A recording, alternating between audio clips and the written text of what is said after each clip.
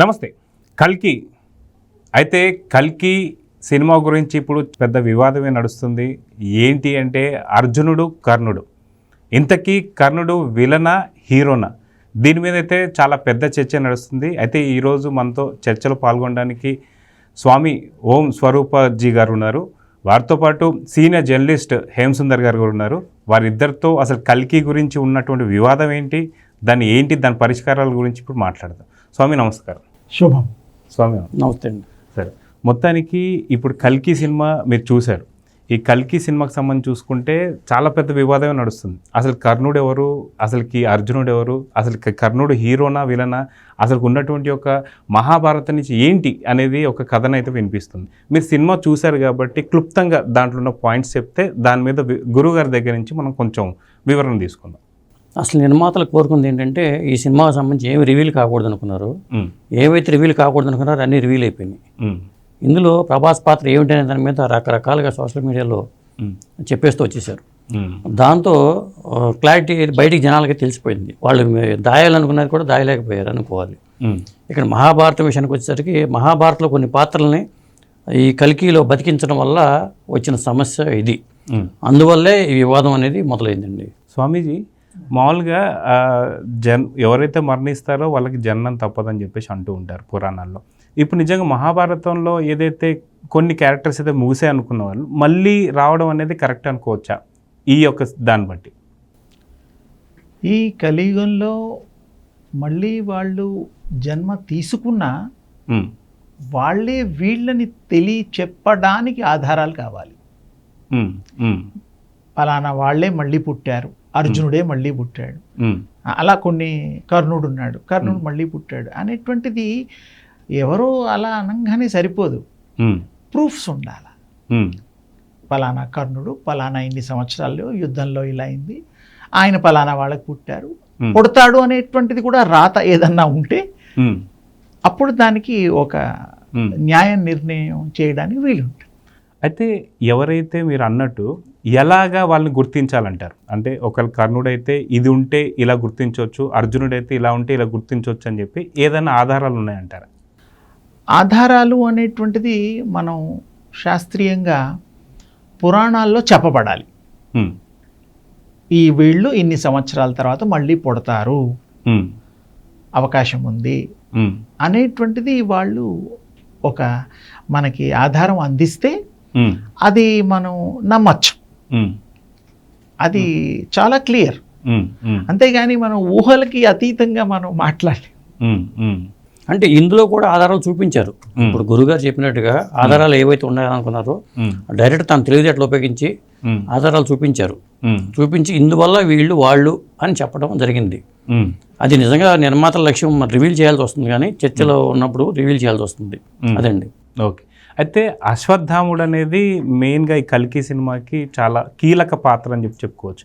అయితే అశ్వత్థాముడు ఎవరైతే ఉన్నారో ఇప్పటికీ బ్రతికే ఉన్నారు, కలియుగం అంతమయ్యేదాకా ఉంటారని చెప్పి నిజంగా అశ్వత్థాముడు ఉన్నాడా లేడా అంటే ఏం చెప్తారు స్వామీజీ? అశ్వత్థామ ఉన్నారు. చిరంజీవులు అనేటువంటి దీంట్లో ఆయన ఒకరు ఉన్నారు. ఆయన కలియుగాంతం వరకు కల్కి అవతారం వచ్చిన తర్వాత అప్పుడు ఆయన జీవించే ఉంటారు. అంటే ఆత్మస్వరూపంలో ఈ శరీరాలు ధరించి మనకు కనబడరు. అడవుల్లో తిరగడం, శివార్చన చేసుకోవడం అనేటువంటిది ఆయన దినచర్య. అది మనకు ఆ డీటెయిల్స్ చెప్పబడింది. ఇప్పుడు ఇందాక వారు చెప్పారు 3000 సంవత్సరాలు 2000 అవన్నీ లెక్కలోకి రావు. అలా అయితే అయిపోయింది కదా, కలి మొదలయ్యే ఇప్పుడు 5125 సంవత్సరాలు అయింది. మరి ఎప్పుడు అయిపోవాలి కదా, మరి ఇంకా అశ్వత్థామ ఏమిటి లేడు. అది కాదని ఇదే ఒప్పుకున్నట్టే. కలి యుగం 4,32,000 సంవత్సరాలు దాని కాల పరిమాణం. మరి 3000 సంవత్సరాలు అయిపోయింది, 5125 అయింది కాబట్టి ఇంకా 4,32,000 సంవత్సరాల్లో ఇది మైనస్ పోతే మిగతాది కావాలి. మనం ఎన్నోసార్లు రావాల్సి వస్తుంది, ఎన్నోసార్లు పోవాల్సి వస్తుంది. అది ఈ శరీరాలు ఉండకపోవచ్చు, కానీ ఈ కలి వేరు, కలికి అవతారం వేరు. కలి అనేటువంటి దాని గురించి కూడా తెలుసుకోవాల్సిన ఒక చిన్న విషయం అవును. బ్రహ్మ సృష్టి, ఉమ్, క్రోధము, క్రోధుడు, ఉమ్, హింస అనేటువంటి తల్లి, ఉమ్, వారిద్దరికీ జన్మించిన వాడు కలి.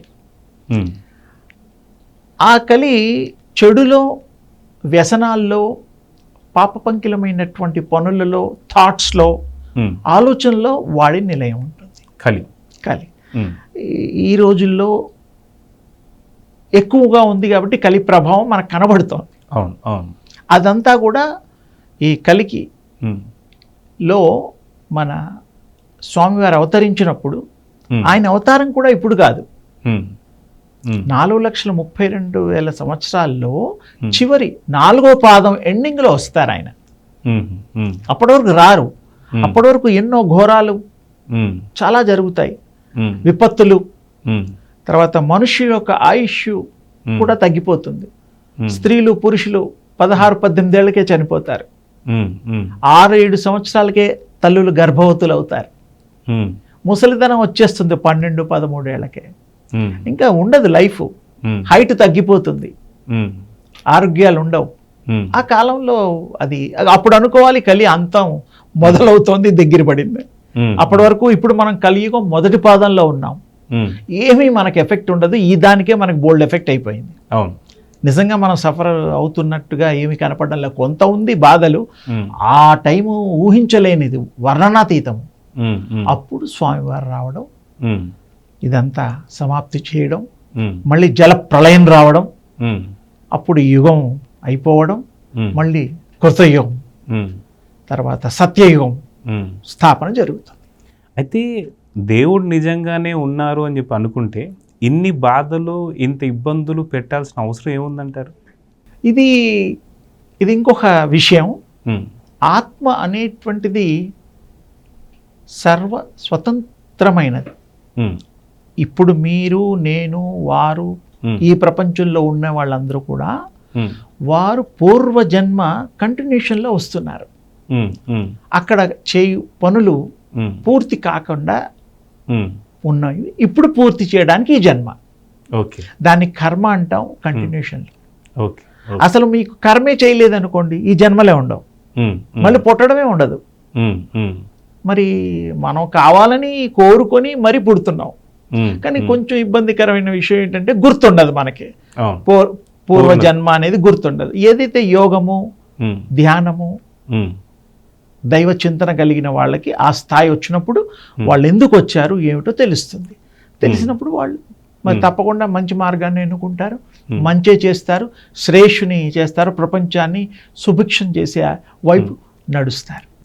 సార్, మామూలుగా అయితే సినిమా మీరు చూశారు కాబట్టి కీలకంగా మనం కల్కి అనే పాత్ర అనేది తీసుకున్నాం. కానీ కల్కి అయితే ఇప్పటికి ఇంకా కనిపించలేదు. ఇప్పుడు ఓన్లీ భైరవ పాత్ర కనిపించింది, దాంతోపాటు అశ్వత్థామ పాత్ర మనకు కనిపించింది.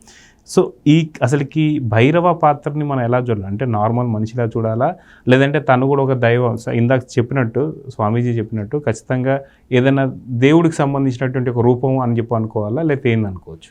ఆల్రెడీ ఇది చాలా బయటకు వచ్చేసింది, రివీల్ అయిపోయింది. నిర్మాత లక్ష్యం నెరవేరలేదు, దాయాలనుకున్నా దాగలేదు. భైరవ పాత్ర ఏంటంటే కర్ణుడే మళ్ళీ పుట్టి భైరవగా పుట్టాడనేది ఇందులో చూపించారు.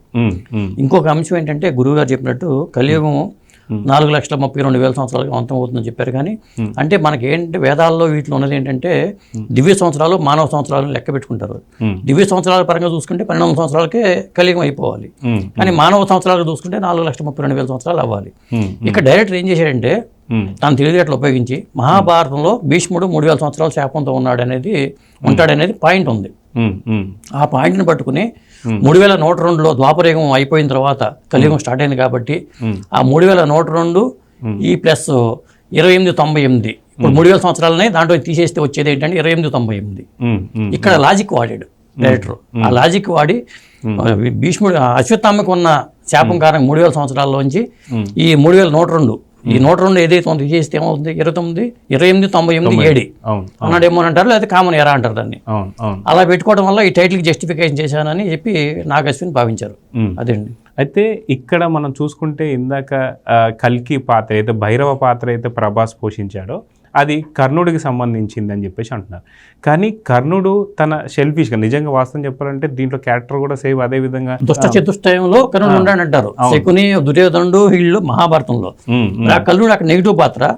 ఇందులో కూడా ఒక విధంగా చెప్పాలంటే డైరెక్టర్ కూడా నెగిటివ్ షేడ్లో తీసుకున్నాడు. తన సెల్ఫీస్ కోసం తను యూజ్ చేసుకునేటట్లుగా చూపించాడు. నిజంగా ఇలా చూసుకుంటూ వెళ్తే నిజంగా కలియుగం అనేది అంతం అనేది మీరు అన్నట్టు 4 లక్షల సంవత్సరాలు అనుకుంటే అప్పటిదాకా అశ్వత్థాముడు అలానే ఉంటాడా అంటే ఏమంటారు? ఉండొచ్చు. ఎందుకంటే వారికి రూపం మానవ రూపం ఎత్తేసి మనలో మధ్యలో తిరగడానికి కాదు, వారికి ఉండే రూపం ఒకటి ఉన్నది. అందుకని ఆ రూపంలో ఉండొచ్చు, దాంట్లో ఏ విధమైనటువంటి ఆస్కారం లేదు. మనం కూడా యోగం చేస్తే మీరైనా నేనైనా వారైనా ఆ స్థితి పొందినప్పుడు మీరు ఇచ్ఛామరణం ఉంటుంది. ఇదేమో శాపగ్రస్తం, మనం ఇచ్ఛామరణం. భీష్ముడికి ఉందిగా, 236 సంవత్సరాలు ఆయన జీవించున్నారు. ఆయన ఇష్టంతోనే ఈ దేహాన్ని చాలించారు మహాభారత యుద్ధంలో. అదొక మనకి ఎగ్జాంపుల్. ఆయనే కాదు, చాలా మంది వీరబ్రహ్మేందర్ స్వామి వారు ఉన్నారు, పుండరీకుడు ఉన్నారు, రాఘవేంద్ర స్వామి. వీరభోగవసంతరాయలుగా మళ్ళీ పడతానని చెప్పాడు అక్కడ.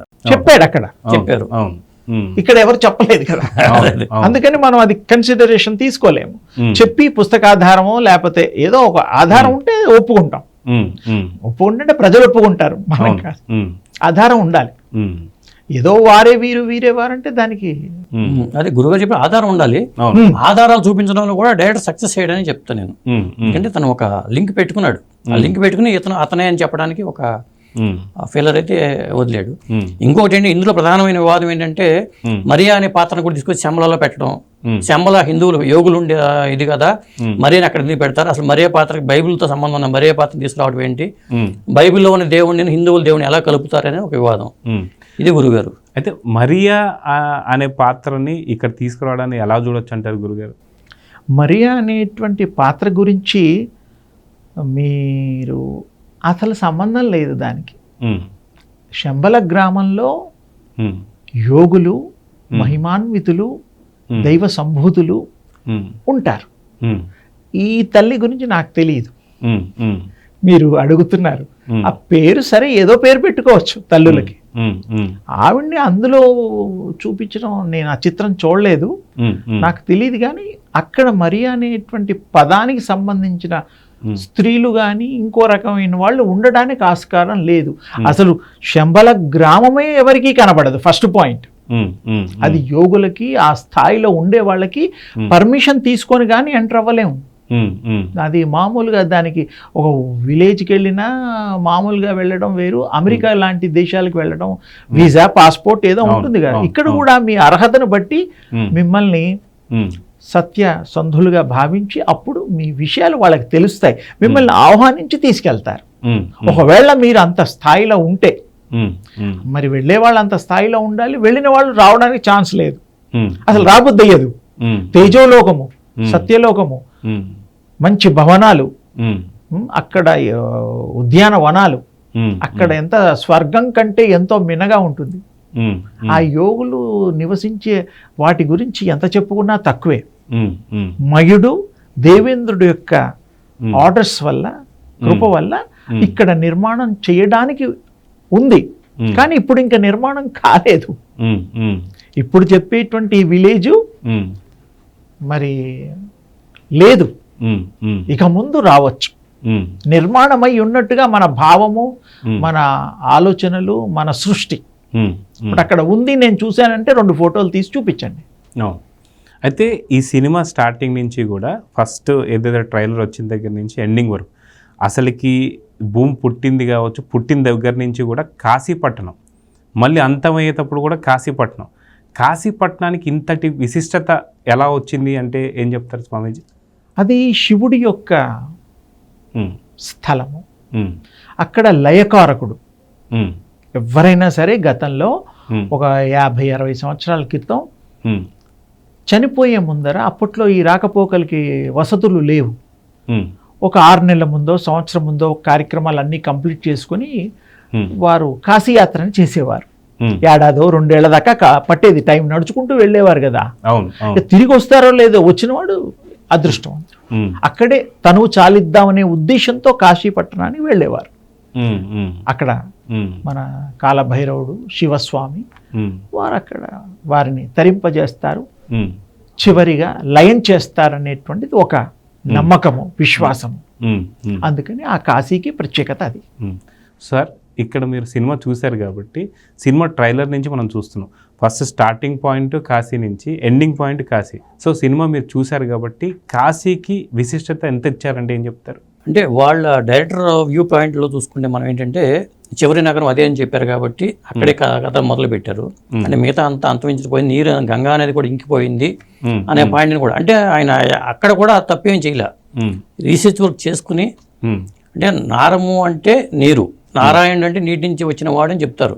నారాయణ అంటే మనిషి కూడా కావచ్చు. నాగరికత అంతా నీటి ద్వారానే స్టార్ట్ అయింది. అక్కడ కూడా గంగా నది ఇంకిపోవడంతో మొదలు పెట్టుకుని ఆ నీటిని అంతా వేరే వాళ్ళు లాగేసుకున్నారంటే మొదలు పెట్టాడు. లాజిక్ లేకుండా సినిమా ఏమి చేయలే అతను. చాలా మంది ఏంటంటే బుర్ర చల్లేవాళ్ళు, నేను బుర్ర చల్లుతారు, కానీ లాజిక్తోనే అతను సినిమా చేశాడనే చెప్తాను నేను.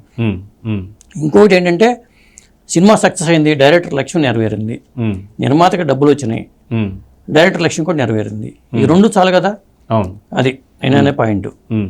అయితే ఈ సినిమాల్లో ఏదన్నా ఒక గ్యాప్ ఏదైనా కనిపిస్తుందా? ఎందుకంటే మనకి సంబంధించి కర్ణుడికి సంబంధించి కావచ్చు, ఇక్కడ అశ్వత్థాముడు కావచ్చు, మిగతా చాలా పాత్రలు కూడా వచ్చి వెళ్ళాయి, కృష్ణుడు కావచ్చు, ఇట్లాంటి.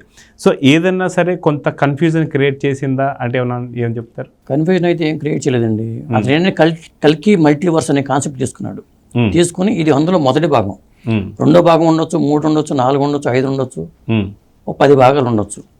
ఎందుకంటే మరి కల్కి పుట్టలేదు కదా ఇందులో. కల్కి చిన్నపిల్లవాడిగా చూపిస్తాడేమో, బాలకృష్ణుడి మీద సినిమాలు చాలా వచ్చినాయి, కల్కిని సెకండ్ పార్ట్లో చిన్నపిల్లవాడిగా చూపిస్తారేమో, ఆ కల్కి పూర్తి రూపం రావడానికి ఒక టైం పడుతుందేమో. మరి అతను పునరపి మరణం అంటాం కాబట్టి ఇంకా కొన్ని పాత్రలు కూడా తీసుకురావచ్చేమో, మహాభారతంలో పాత్రలను కూడా.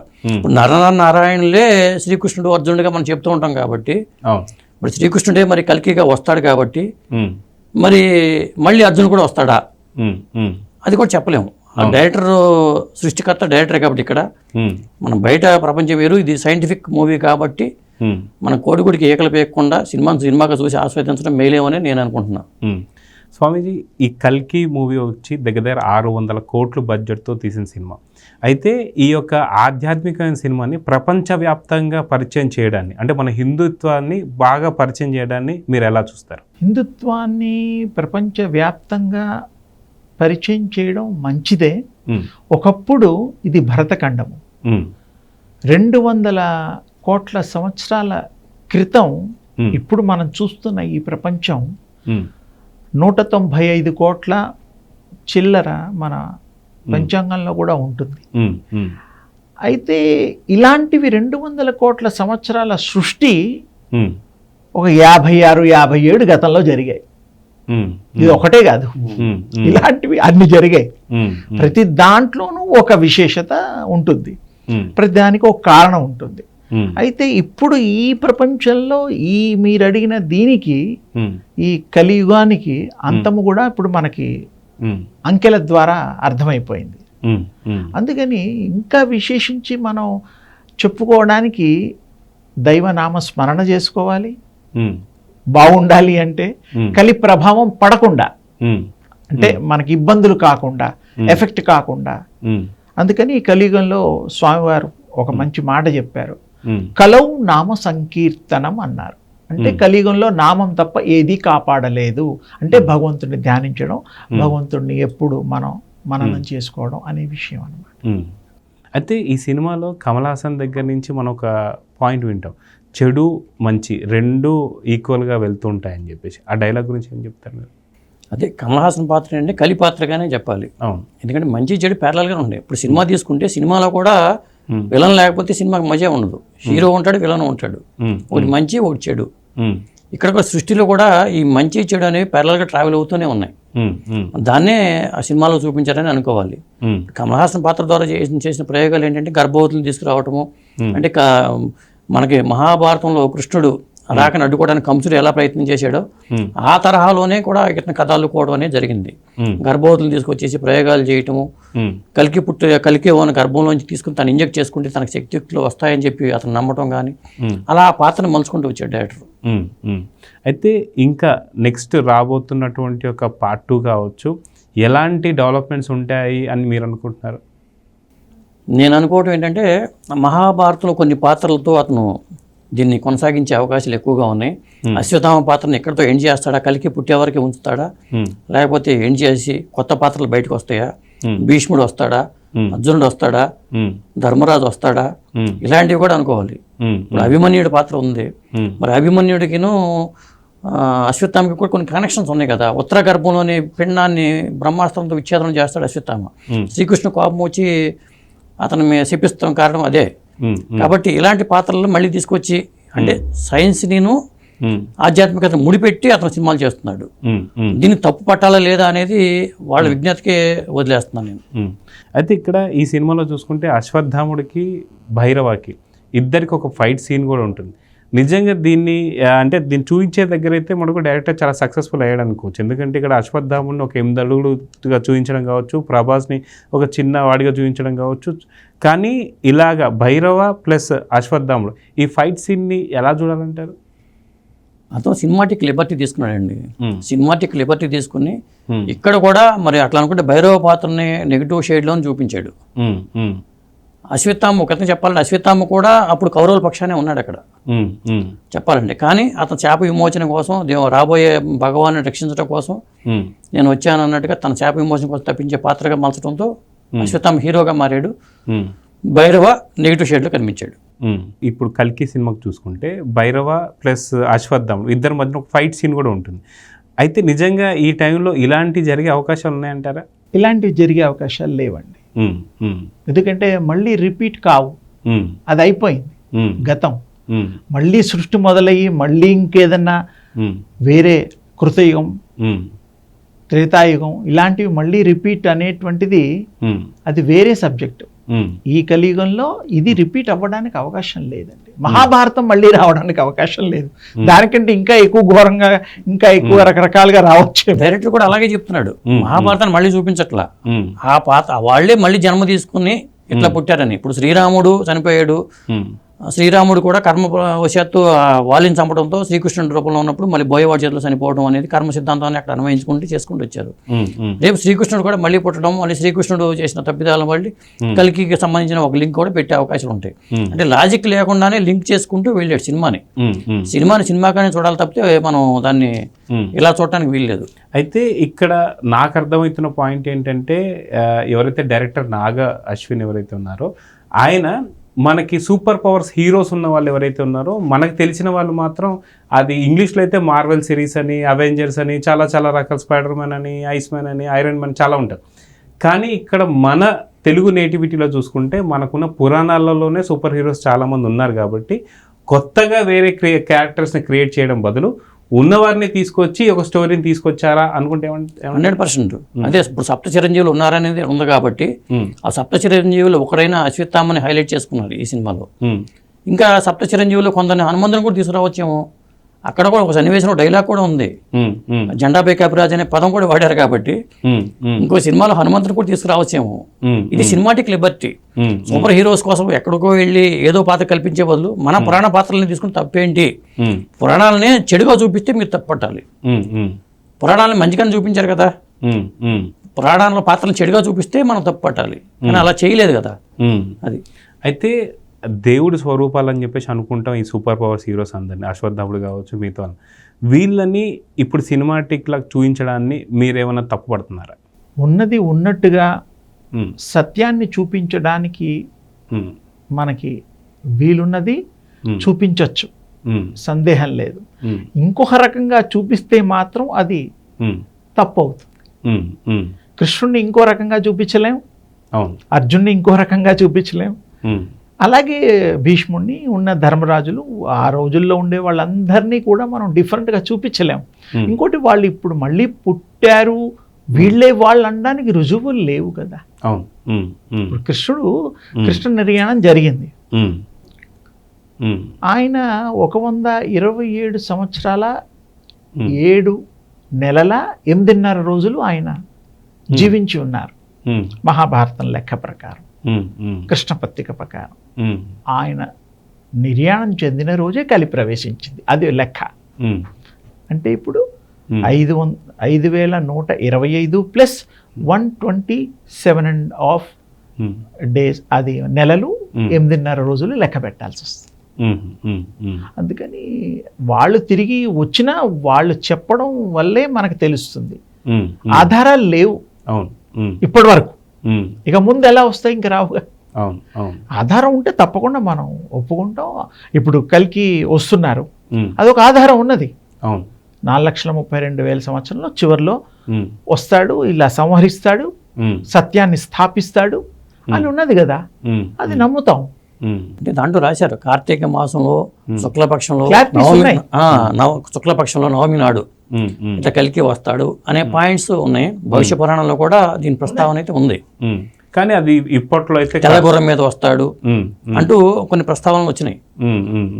మంచి అందగాడు, 4 చేతులు, అస్త్రాలు, అన్నీ బాగుంది. ఆయనని చూస్తే ఆ దివ్య మంగళ మోహన రూపం అన్నమాట. అలా ఇలా కాదు, చాలా అందగాడు, మంచి ఎత్తైన, అలా వర్ణించారు. అందుకని కలికి ఇప్పుడు రాడు, కంగారు లేదు. ఆయన వచ్చే టైంకి మరి అంత టైం పడుతుంది. 4,32,000 సంవత్సరాల్లో 4,32,000 సంవత్సరాలు అన్నాను చూడండి. ఒక 10,000, 12,000 సంవత్సరాల ముందు వరకు రారు.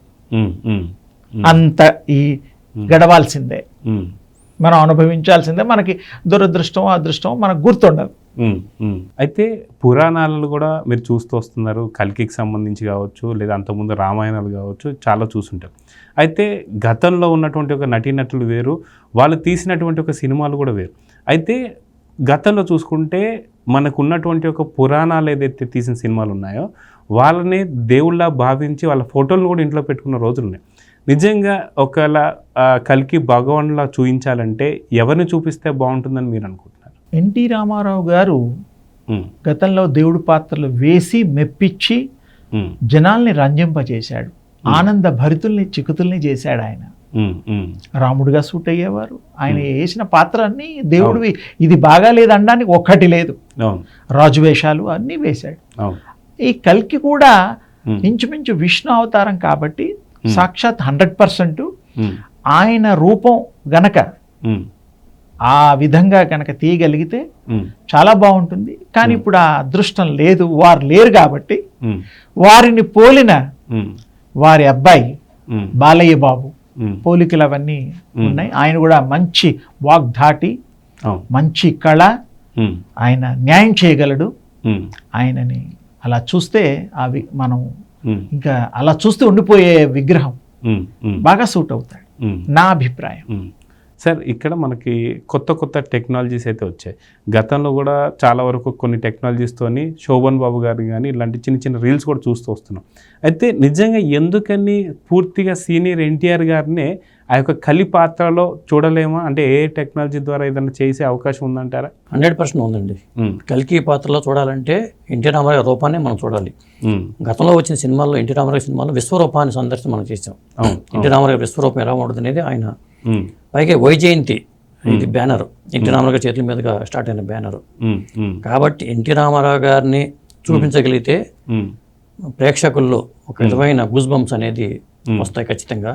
ఈ పాత్రని ఎన్టీ రామారావు పైగా అన్ని త్రేతాయుగంలో పాత్రని పోషించాడు, ఆయన ద్వాపరయుగంలో పాత్రని పోషించాడు కాబట్టి కలియుగంలో కూడా ఆ పాత్ర పోషించి ఉంటే ఆయన కారణ జన్ముడు అనే మాటకి ఒక అర్థం అనేది దక్కుతుంది. అయితే ఇప్పుడు ఒకవేళ మీరన్నట్లు ఏఐ టెక్నాలజీ ద్వారా ఒకవేళ కలి పాత్రను కూడా ఒకవేళ పోషిస్తే సంపూర్ణమైనటువంటి ఒక అన్ని పాత్రలు పోషించాడు అని చెప్పేసి అనిపించుకుంటారు అనుకుంటా. 100% ఏ టెక్నాలజీలతో ఎన్టీఆర్ని కలికిగా మనం చూపించగలిగితే మాత్రం సంపూర్ణత చేకూరుతుందని నేను భావిస్తున్నాను. ఆయన లేరు కాబట్టి ఆయన రూపాన్ని మనం క్రియేట్ చేయగల సత్తా మనకు ఉంది కాబట్టి బాగుంటుంది. లేదా గురువు గారు చెప్పినట్టుగా బాలయ్య బాబు అయితే ఆ పాత్రకి న్యాయం జరుగుతుంది. ఒకవేళ విశ్వరూపాన్ని బాలయ్య బాబుని చూపించి విశ్వరూపాన్ని చూపించాల్సి వస్తే ఆ రూపాన్ని మనకి ఎట్లా క్రియేట్ చేసుకున్న రూపాన్ని చూపిస్తే అద్భుతంగా ఉంటుందని నేను భావిస్తున్నాను. అయితే లేదా ఇంకొక పని కూడా చేయొచ్చు. ఏదైతే కల్కి పాత్రని బాలయ్య బాబు గారిని చూపిస్తూ పూర్తి విశ్వరూపాన్ని చూపించినప్పుడు మాత్రం పూర్తి సీనియర్ ఎన్టీఆర్ గారిని చూపిస్తే అది ఇంకొక అద్భుతమైనటువంటి ఒక ప్రయోగం లాగా ఉంటుంది. ప్లస్ అందరికీ కూడా సీనియర్ ఎన్టీఆర్ గారి గురించి కూడా అంతకుముందు చేసిన పాత్రలు కానీ అవన్నీ కూడా గుర్తు చేసినట్టు కూడా ఉంటుందని చెప్పి అనుకోవచ్చు. సో మొత్తానికి కల్కి గురించి ఒక మాటలో చెప్పాలంటే మీరేం చెప్తారు? అతను చేసిన ప్రయోగం సక్సెస్ అయిందండి. ఉమ్, అందులో లోపాలు వెతుకుతూ అంటే దేంట్లోనే లోపాలు వెతకొచ్చు. మనం లాజిక్ ప్రకారం లాగితే దేంట్లో కూడా లోపాలు వెతకొచ్చు. కాబట్టి ఒక డైరెక్టర్ చేసాడు, ప్రయోగం చేశాడు, దాన్ని మనం ఆశీర్వదించాలి తప్పితే విమర్శించడం అనేది పెట్టుకోవచ్చు కానీ మరీ శృతిమించకూడదని నేను అనుకుంటున్నాను. ఎందుకంటే అతను చేసిన ప్రయోగం సక్సెస్ అయింది. హాలీవుడ్ వాళ్ళు కూడా మెచ్చే రీతిలో సినిమా తీశాడు. మనం ఒకప్పుడు హాలీవుడ్ సినిమాని మెచ్చుకున్నాం, మన సినిమాని మెచ్చుకోకుండా మన సినిమాని ఇట్లా విమర్శించడం అనేది కరెక్ట్ కాదు అన్న అభిప్రాయం.